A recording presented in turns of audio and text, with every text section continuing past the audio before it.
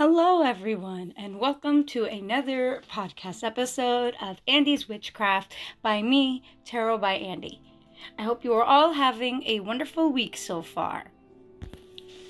Today we are going to be talking about divination.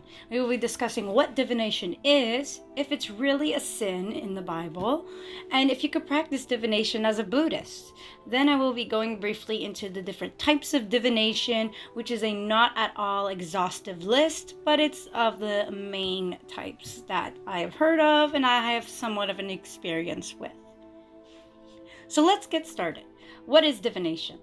Divination is the practice of determining hidden significance or cause of events. Sometimes it can be used to foretell the future, but usually when it comes to foretelling the future, it's not necessarily used for massive earth-shattering events like the end of the world or wars or stuff like that. But it's mostly a little more for an individual. And the techniques that they use are usually like natural or psychological techniques. And of course, like witchcraft is involving somewhat of divination. So divination is a consultative institution. So like I said, it's more for like a consult for individuals. It's not necessarily for the whole world. It can never be that specific. And it's used to assist others in everyday matters. So like lost objects, relationships, work, and so on and so forth. Divination is used in religion and culture, and it can be used to discover the will of the gods. So you can use it to communicate with your deities and determine what it is that they want from you to guide you on your path. So is divination really a sin? And here's the truth about the Bible and divination. This is based on my intuition, so it is basically my personal beliefs. You don't have to agree with them. You can agree, you can somewhat agree, you can just not agree, or like you can agree 100%. That is up to you. But this is what I've done through my years of studying the Bible and through just my own personal deconstruction journey. So a common theme throughout my videos is the theme of intent. And again, we're going to bring that up here. So whether divination is a quote-unquote sin or not depends on your intention. So are you being honest in your divination, or are you using it to lie and deceive someone? Are you using your abilities to help others or to harm them? This is where it's at. So divination in the Bible, there are some verses that mention it. For example, Jeremiah chapter 14, verse 14, Jeremiah chapter 27, verse 9, Jeremiah chapter 29, verses 8 to 9, Ezekiel chapter 12, 24, and Ezekiel chapter 13, verses 6 through 7. These verses that I have listed all describe people who lie about their divination abilities. They mention deceitfulness, they mention lying, they mention dishonoring people, and basically in these examples, they make stuff up to manipulate others. And this is why it's always important to confirm who you are speaking to through divination before you actually begin your divination. Or cleanse your space and welcome the deity and spiritual entity that you want to speak to and banish all others from your space. It's because you have to ensure that you are speaking to the correct individual that you're trying to reach out to, and that no other spirits will manipulate the reading. Evangelicals really only see divination as bad if the message did not come from God. And if it did come from God, then it was fine. So this is where things get weird. The fact that they say divination is a sin, but they use divination to reach out to God. For example, prayers are a form of divination. If you say, God, please give me a sign, and God gives you a sign, that is divination. So the fact that the message came from God suddenly makes it okay. That's where it's weird, because if divination is a sin, you are saying that all divination is a sin. You cannot just say, oh, it's only in these cases, but if you use it to talk to God, that's okay. No, that's a form of hypocrisy. That's claiming that only one God is good while the others are bad. And that's wrong, because all the deities do exist. It's just if you're Catholic or Christian, you put the Abrahamic God first, above the other gods. Now, does that mean the other gods are bad? No, it just means that they're not for you. These are not the gods that you want to reach out to, and that is perfectly okay. So the narrative that divination is a sin is false. So all gods and goddesses and deities are capable of good, and they can motivate their followers to do good. This is not just something that the Abrahamic God does. And that's something I want to put forward, and I want you to keep in mind throughout this video. And some examples, so forms of divination that are seen in the Bible that show that not all divination is wrong. It's only wrong, again, when the intent is harmful. So some forms of divination are prayers, which are then answered, Moses splitting the sea, Moses speaking to God through the burning bush, Exodus chapter 28, which gives members of the priestly class the use of, and I'm going to pronounce this wrong probably, Urim and Thummim, and these are used to discover the will of Yahweh before times of sacrifice. Judges chapter 6 verses 36 to 40, when Gideon uses a piece of fleece or wool to predict the outcome of an important battle. 1 Samuel chapter 28, when Saul gets a medium so that he can speak to Samuel, and Samuel sends a message from God through said medium. Daniel chapter 2, where Daniel related and interpreted a dream of Nebuchadnezzar II, the king of Babylon. And Daniel was a master in the arts of divination and still had divine wisdom from God. Joshua chapter 14 verses 1 through 5 and Joshua chapter 18 verses 1 through 10. A divination method of casting lots, which is called cleromancy, was used to divide the conquered lands of Canaan between 12 tribes. And of course, we also have Jesus' miracles. For example, raising Lazarus from the dead. That is a form of death work, and that's divination. Jesus prophesying his death and his betrayal. And there are so many more examples in both the Old and the New Testament. So do your research and read more. So clearly, divination is seen all throughout the Bible by holy figures, and that's gotta mean something. If these holy figures are using divination, it's gotta be good. There's gotta be some divination that's good, and to me, it's divination that's used to help others. For example, in times of battle, when you want to protect yourself and you want the outcome that you want, like Gideon did. Or if you want a message from your deity, like Saul did. There's so many examples. And now, can you practice divination as a Buddhist? Because I am a ChristoPagan Buddhist, and the Buddhism part, is still very important to me. That spirituality is very important to me. And I just really had to include this in the video. So originally, I wasn't even going to touch on this. I thought it was kind of like common knowledge that Buddhists can use divination and practice witchcraft. But recently, I had been called fake Buddhist on one of my TikTok videos. Someone did comment and saying that the fact that I practice magic and witchcraft means that I don't know what real Buddhism is. And at first, I was like, nah, like you're just a troll. Get out of here. But then I started overthinking, I became less mindful, and it led me to experience a form of imposter syndrome where I felt lost and confused. So I felt like I had to include this part to show other Buddhists that it is okay to do divination and witchcraft. And what confirmed this for me is that I turned to the internet, of course, and I dove into research to see what not only other Buddhists had to say, but also what the Buddhas and Bodhisattvas say about this. And here's what I found. One thing, although Buddhas and advanced Bodhisattvas have no need for divination because of their supernatural powers, lay people can and should rely on divination to reveal karmic obstacles from past sins, one's karmic potential, and one's future rebirth. Therefore, you can use divination as a Buddhist to find out especially about your past lives. What negative karma did you release in the past? And how can you balance it out with positive karma now? And what's your future like? What's your future rebirth like? Is this your final reincarnation before enlightenment? Is there any more? And this is okay, because you want to see what's your potential. If you are using divination to help you on your path of enlightenment, it is okay, 120%. However, the Buddha's advice stated that people should not be slaves to these forces. So you can do your best to help yourself, and you should not solely rely on stars or external sources.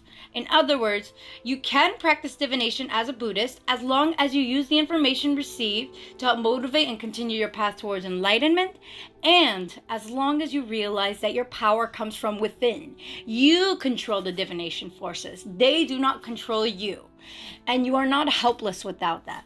As long as you can acknowledge, I can live without these forces, but I want to use this to accelerate my path of enlightenment, that is okay. You just have to keep in mind that you control your magic and power, and you do not need the stars or external forces to be enlightened. You control your destiny towards enlightenment, and that's at the end of the day what you have to keep in mind. And another thing I found during my research, there are tons of Buddhist witches, which I had no idea, honestly. Buddhist magic is real. And it's been a historical practice for many years. And it can include the following: curing psychotic episodes and seizures, illnesses caused by demons, doing rituals for worshiping various deities, rainmaking, fortune telling, invincibility, and all matters connected with pregnancy. And these were what's been used in the past. The presence of holy figures like bodhisattvas and Buddhas in your spell work can guarantee the effectiveness of your spells, but no merit is gained from them. So again, the power and effectiveness comes from you and your intent and how mindful you are during your spell work. The holy figures that are with you can help accelerate the spell, but at the end of the day, your power is your own, and you are who is guiding this. So Buddhism is built on our predisposition to have something in our lives that we can invoke to explain or take control of what might seem at first uncontrollable, and has adapted it into its system. So many people adapted divination and spell work and witchcraft into their system of like Buddhism. And that's that. Like, that's the end of that. And this offered me a lot of reassurance, so I hope it offers you reassurance. And if you have any other questions, comment below or DM me on social media, and I'm more than happy to explain. So now let's talk about the types of divination. All of these methods that I will be discussing help you gain insight on what you can do to improve your life, experience self-growth, and help others. And they can help you interpret messages on living a fulfilling life. This is, again, I'm going to emphasize, not at all an exhaustive list of divination methods. There are way more that I wanted to include, but I didn't know enough about to feel like I can include this in this video. But you could do your own research and figure out what methods work best for you. So the first one is divination cards. And specifically, the first one I will talk about are tarot cards and oracle cards. So both of these types of decks are used for insight, perspective, clarity, personal growth, inspiration, coaching, and divination. But they differ in many ways as well. So now I'm going to go into why tarot is so different from oracle, and maybe that'll give you an idea of whether you want to purchase a tarot deck or an oracle deck, or maybe purchase both. Like, if you have the money for it, why not, right? So in tarot, the structure is predictable, and it is identical or close to identical in every deck that you purchase. So tarot almost always has 78 cards, although there are some decks that add a couple, but for the most part, they always have 78 cards. 22 cards are from the major arcana, which are related to major events and life pivoting events. Again, this isn't for like the entire world. It's more for like major events for an individual or even a small group of individuals. And then we have the minor arcana, which is 56 cards. The 56 cards are divided into 4 suits, which are wands, swords, cups, or sometimes called chalice in some decks, and pentacles, which are sometimes called coins in certain decks. And these 4 suits have cards labeled ace through 10, which are the pip cards. And in addition, there are the page, knight, queen, and king, which are the court cards. So again, you will find these across all tarot decks. And even if you can't own a tarot deck for whatever reason, you're in the broom closet, or you can't afford it, because some can be fairly expensive, you can use regular playing card deck to depict the minor arcana, where hearts are cups, pentacles are diamonds, wands are clubs, and swords are spades. And then the joker can be the fool, and that's usually how that would go. So if you use a playing deck, usually you won't have many major arcana cards. You can have the joker, which is the fool, but that's something to keep in mind. Still, the minor arcana can help get enough of a message through that you can understand. And then we have oracle decks. So oracle decks are structured independently, and each depend on its own set of rules. So if you buy 2 oracle decks, guaranteed they will be completely different cards, different interpretations, different themes. Everything is very independent. The number of cards also varies from deck to deck. Usually it's somewhere between 36 and 64 cards. And some have a tarot theme while others do not. Some oracle decks even have the meaning on the card printed directly on the card, so you don't need to really use the guidebook. You can just see the meaning on the card and then further elaborate based on your intuition. So oracle decks to me are very good for developing intuition just because of that. It has just more guidance, I guess, but not so much that you're relying solely on the guidebook. You can be a little more intuitive with them. So even novices will refer to guidebooks for information, and professional readers will do it as well, because it's impossible to remember the meaning of every oracle card in every deck you own, especially if you have multiple oracle decks. So it very much is acceptable for you to use the guidebook to interpret oracle cards. And again, you can interpret the divinatory messages that come through the cards based on images and the order that the cards appear, whether it's tarot or oracle. Sometimes the order the cards appear reveals a message in of itself that goes beyond what the guidebook says, and that's something that can also help you develop your intuition if that's something you're interested in. So that's it for tarot and oracle cards. The next is the Celtic Agam, however you pronounce that. Agam is an early medieval alphabet used primarily to write the primitive Irish language and the Old Irish languages. And also it's used to write Old Welsh, Pictish, and Latin. Some scholars believe that it dates back to the 1st century AD, and it's referred to as an ancient tree alphabet. Around the world, there are roughly 400 stones that contain Agam markings, and 360 of them are in Ireland. So most likely it originates somewhere in Ireland. There are 25 letters in the Celtic Agam, and it's divided into 5 Aikme, which is known as a group or class. Each Aikme is named after its first letter. So each letter in the Celtic Agam is made up of vertical, horizontal, and diagonal lines. So it may look to you like just a bunch of lines, but Each Agam hieroglyph is associated with a word, phrase, or general meaning, and it is used as a written form of communication within the Druid people for thousands of years.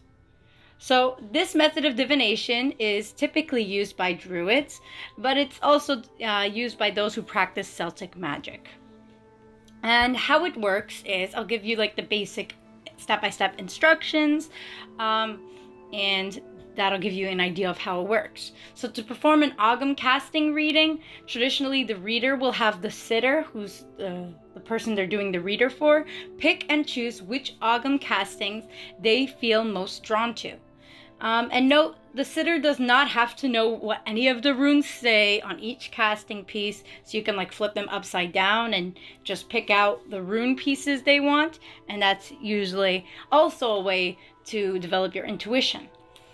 Then the sitter will focus on the portion of their life they would like the most insight on, so whether it's relationships, jobs, their future, anything like that. And once they think they've put enough of their intentions and energy into the Agam, they will gently toss the Agam like dice onto a flat surface. The reader will then read the casting as the original Celtic Druids read the written Agam language, so they'll read it from bottom to the top. And the bottom runes represent the sitter's past or root system, the middle represents their present, and the top of the casting represents the sitter's possible future. So it is important to note that Agam rune castings are meant to provide general insights into a person's life and a possible future, not a future that is set in stone and indefinite. During an Agam rune casting, some stones or sticks may fall more to the left or right of the casting's general line of direction. The runes on the left represent the more quote-unquote negative aspects of their life, and the runes on the right will focus on more quote-unquote positive aspects of the sitter's life. So things that they're doing well, things they're on the right track with, and so on and so forth. So that's for Agam rune casting. So this is added in. I just realized, because I was wondering if I was pronouncing it right. And just so you guys know, it is most of the time pronounced Oum, but sometimes it is pronounced Ogam. So I was half right, half wrong. But yeah, Oum or Ogam. So the next divination type is the Norse runes. These are rune stones that are an ancient Proto-Germanic tradition, and it dates back to potentially the 1st century AD. They consist of a runic alphabet of 24 letters, and usually they're made out of wood or stone, and they're used as a method of writing, fortune telling. They're used to make bind runes and sigils. Sometimes sets will come with a blank stone. The blank stone is called Odin's rune, and it is meant to symbolize that which is not meant to be known yet. So it's not meant to be to get an answer. You'll get it eventually, and you'll just have to wait and see. These are mainly used in Norse cultures and across other Northern Europeans. The origin word rune stems from the Germanic word for mystery or secret. And these days, runes are used as a method of connecting to one's higher self, inner guidance, and tapping into intuition as a method of foretelling what the future may hold and even offering advice. The Elder Futhark runic alphabet is split up into 3 equal parts of 8 runes each. These 3 parts tell the story of life's cycle. So the Freyer's Ait, it's representative of finding our footing in the material plane and accumulation of worldly possessions. As such, it holds runes that symbolize things like cattle, which is the main indicator of wealth in those times, communication, and vigor. Heimdall's Ait tells of our increasing maturity and growth, and it holds runes such as obstacles, fate, and harvest or abundance. Finally, Tyr's Ait portrays our developing spirituality and legacy, and it includes runes such as birth, community, intuition, and inheritance. So each of these 3 categories will have a bunch of runes associated with it. 8 runes is a bunch, and that's something that will help you determine what the message is about. The next form of divination is tasseography. This is reading tea leaves. And reading tea leaves involves identifying symbols and interpreting messages found in the shapes and configurations of tea leaves. This is seen as a great and inexpensive option for those who want to cultivate a unique divination practice with what they already have at home. So it's easily accessible, and if you don't have any at home, you could get it. So tea leaf readings are based on the concept of directing energy. When we focus our intention on the tea, the leaves become energetic conduits, and they're capable of mirroring our experiences. You can ask this energy within your tea to reveal hidden blockages, offer advice, and even forecast the future. So divination. An ebook on this topic, which I will link below. It was written in 1881, so I think it's probably like one of the first books like written on reading tea leaves. And it's called Reading Tea Leaves, and it's written by a Highland seer, so we don't even know the name of the author. But I looked through it, and it offers a quite comprehensive list on tea leaf symbols and their meanings, and even gives example of configurations with their interpretation, so you could practice them and practice your intuition. So I will link that ebook below, and you can check it out. And it's important to note that the tea leaves that you use for your readings should not come from a tea bag, because these ones are usually too small and fine, and you're not able to get clear images from them. In fact, when you drink your tea, you'll probably end up drinking them all. You'll just end up swallowing them all because they're so small.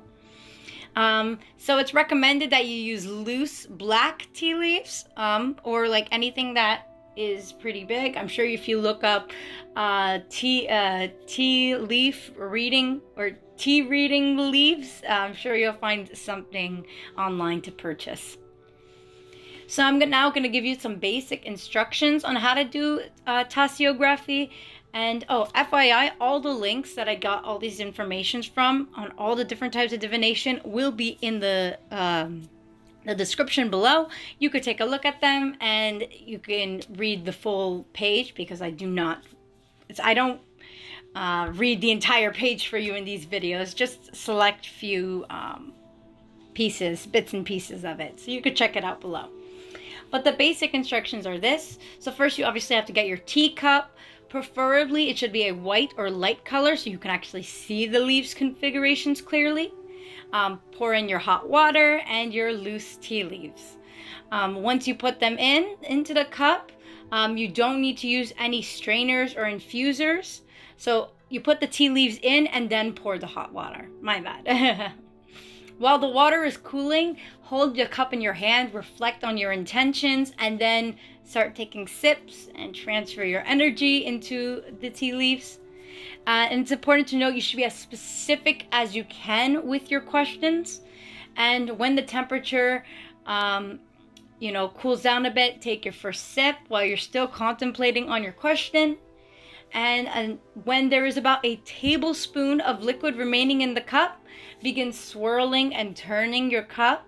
Hold the cup in your left hand, swirl it 3 times, and then hold the cup in your right hand, swirl it 3 times, and then with the left hand, slowly turn your cup upside down onto a plate, so that whatever tea is left will just dump out into the plate. Leave the cup upside down for about 1 minute. Rotate it 3 times. So spin your cup 3 times again. 3 is a key number in this, I guess. Turn the cup back upright, and you can begin to interpret your tea leaves. So that's the instructions on that. And yeah, hopefully you can give that a try. I probably will when I purchase some tea leaves. I've never done this. I've seen it done, but I've never done it myself. So I'm excited to give it a try. The next type of divination is pendulum divination. Some uses for this form is to answer questions or aid in decision making, healing yourself or someone else, cleansing and dispelling negative energy, and helping you find lost objects. So what can you use as a pendulum?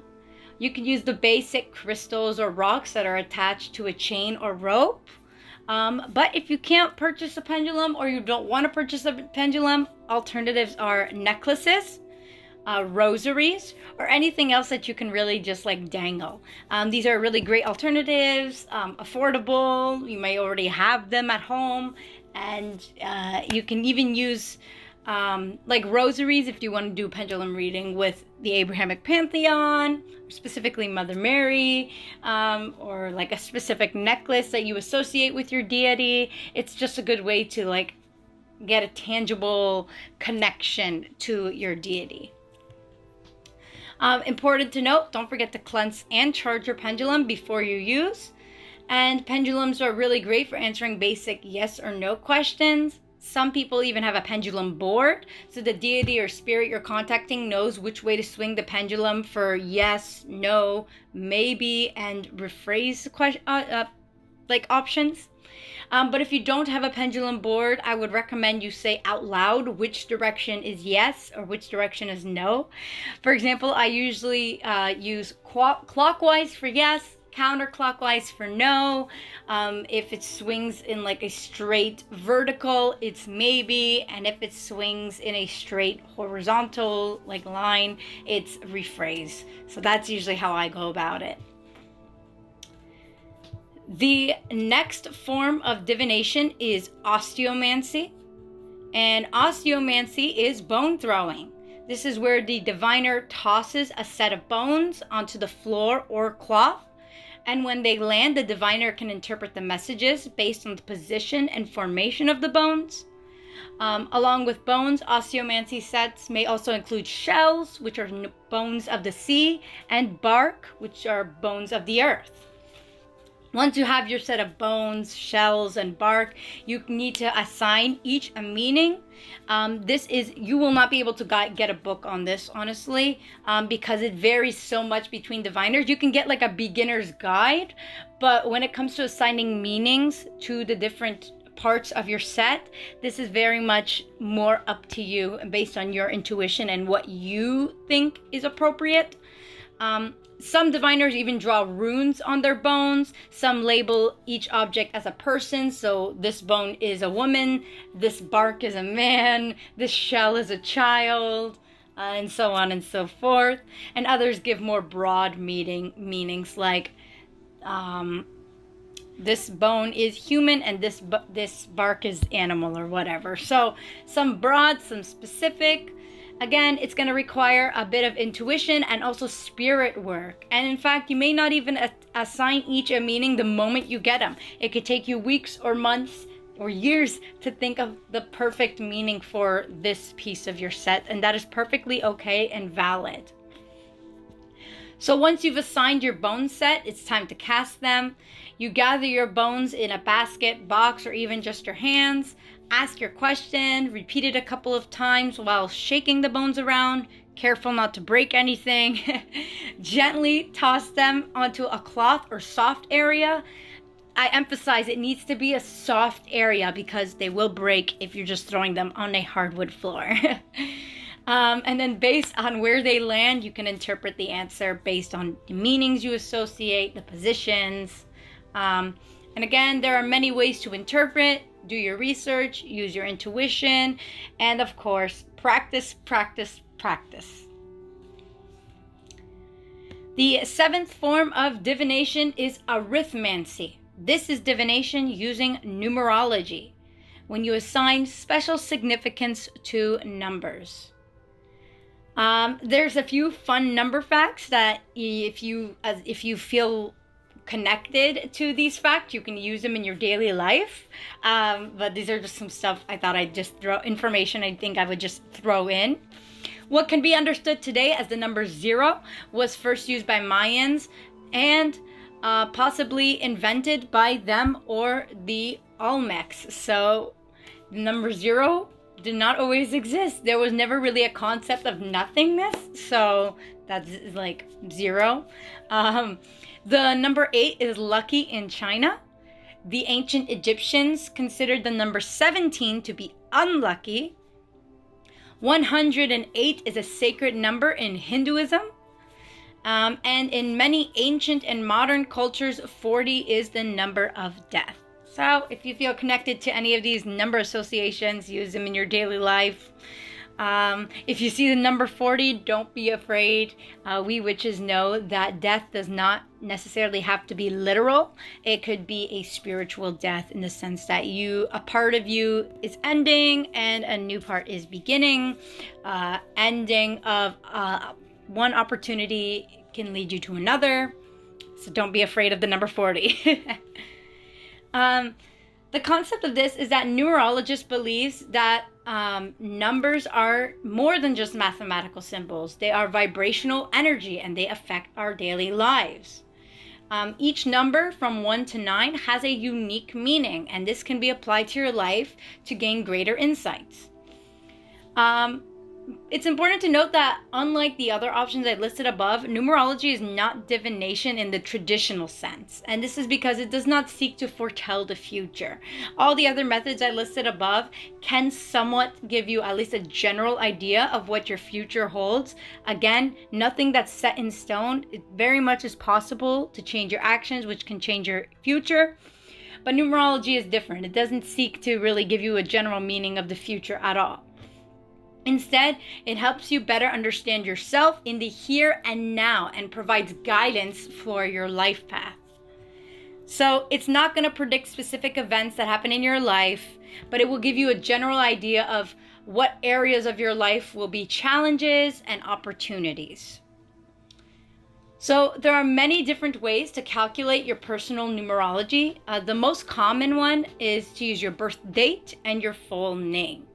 So your name number is going to show your basic characteristics, your talents, and what you want from your life. To find your name number, you will use your full birth name. This is what the website says. To me, however, I feel like, especially me being transgender and not going by my birth name anymore socially. It's still legally my name, but not socially. I choose to use my preferred name because that's the one that I truly believe God and the universe associates with me. I truly believe that they knew my whole life that I was going to be this way, and that they knew that eventually this was the name that I was going to choose. So I believe that you can use your full preferred name as well, especially if that's the name you truly associate yourself with. You can use that. There's no problem with that in my eyes. So again, full name, or whatever it is, first, middle, and last name. Assign numbers to each of the letters in your name from 1 to 9.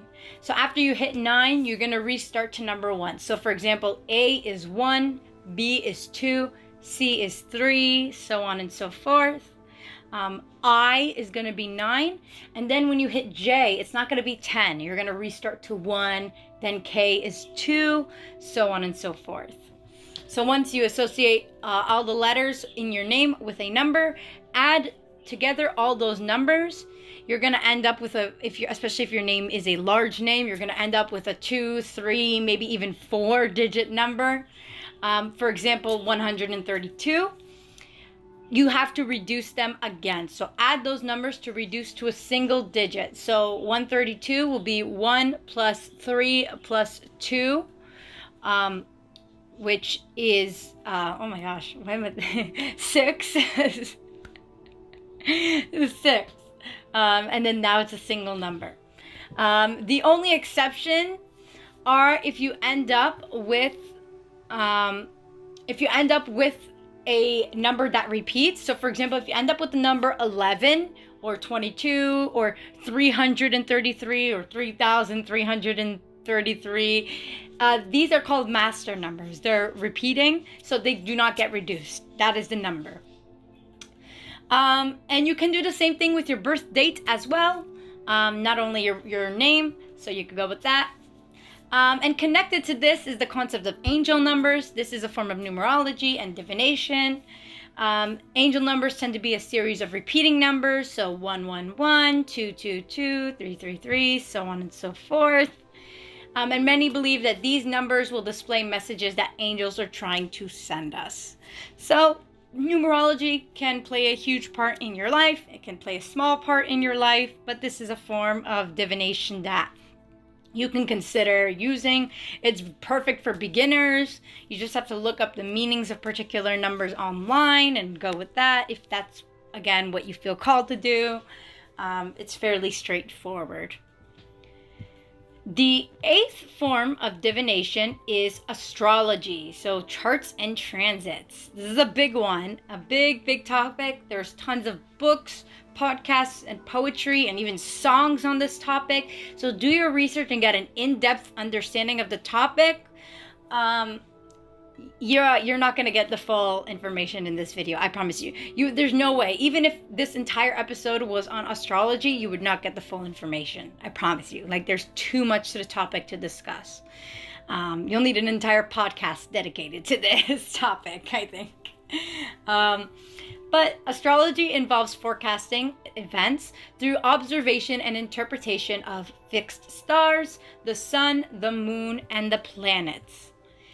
The original purpose of astrology was to inform people on the course of their life based on the positions of the planets and the 12 astrological constellations, the zodiac signs, at the moment of their birth.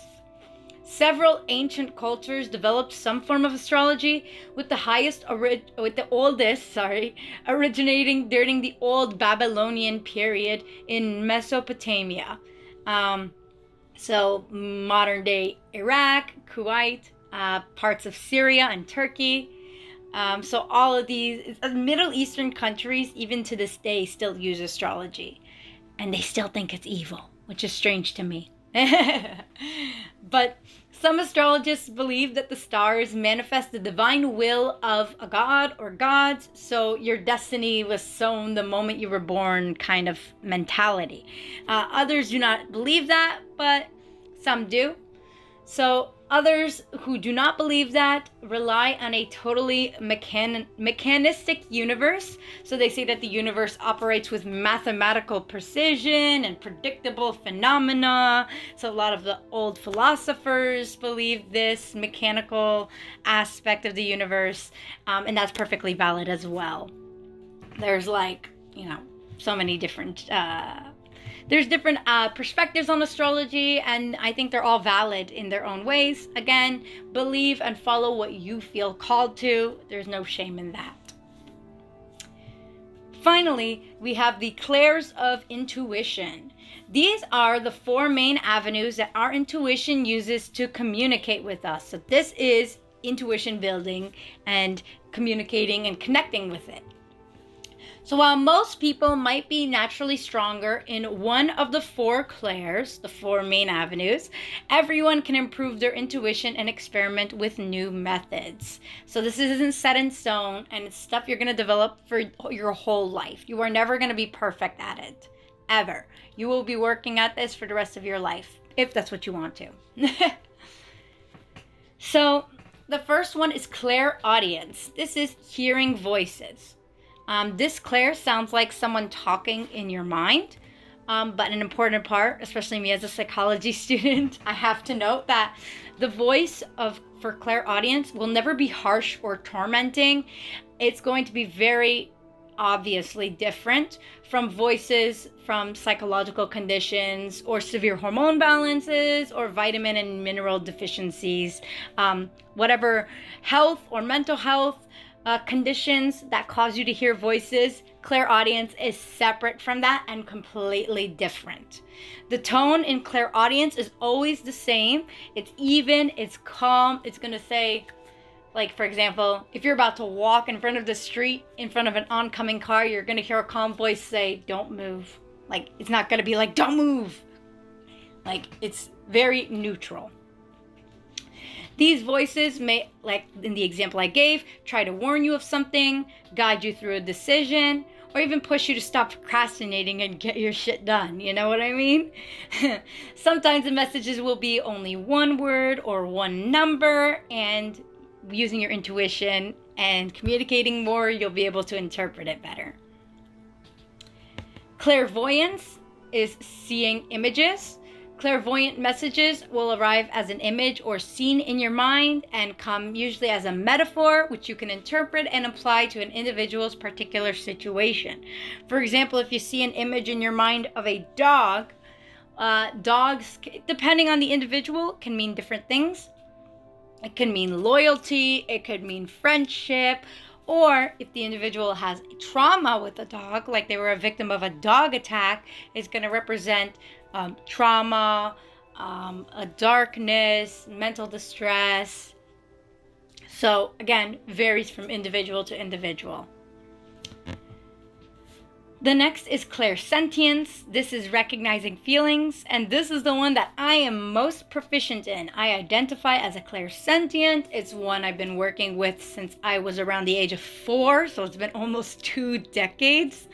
When I was a kid, before I knew the word clairsentient, I called it my nice sense, because it would help me determine who was being genuinely nice to me and who wasn't. But as a kid, I had a tendency of ignoring my intuition because I wanted friends, so I didn't care if they weren't genuinely nice to me. I'd be like, nah, intuition, you're wrong. I want friends. Do not do this. Childhood me had a lot of shit going on. Don't do that. You deserve better. Clairsentient messages come through as a feeling, and this can include gut instincts, being able to read the emotions of others, sensing the collective energy of a room, and so on and so forth. Finally, the last one is claircognizance. This is knowing. Often mixed up with clairsentience, claircognizance is when our brains get immediate download from our intuition. And it's just like when you download information into your computer. It works very similarly. This ability can be used to hone in on our subconscious blocks and old wounds holding you back. For example, if you have this psychic ability, you immediately know when someone is lying or not. You know if someone can be trusted or not. And for maybe you just know you have to apply for that job. This is how claircognizance works. You get a gut feeling, but it's not the same feel. It's not a literal feeling like goosebumps, spine tingling kind of thing. No, it's like, oh, I have a feeling. I just know I have to apply. I have to do this, So, that's it for the 4 clairs. And that's actually it for this episode. So I hope you guys enjoyed it. I hope that this is educational and that you learned a lot. If you like this video, give it a thumbs up, subscribe, comment below, and don't forget to follow me on social media. My Instagram is @AndysWitchcraft. My TikTok is @TarotByAndy, and of course you have my YouTube. And don't forget, I also have a Discord server called Crystal Caverns for witches all alike. You don't have to be a Christian witch. You could be any kind of witch. Even if you're not a witch and you just like to learn, you can join. We're more than happy to have you. It's going to be in the link in my link tree, which I will have in the description below. And I believe that that's it. So blessed be everyone. Have a wonderful day, week, month, and year.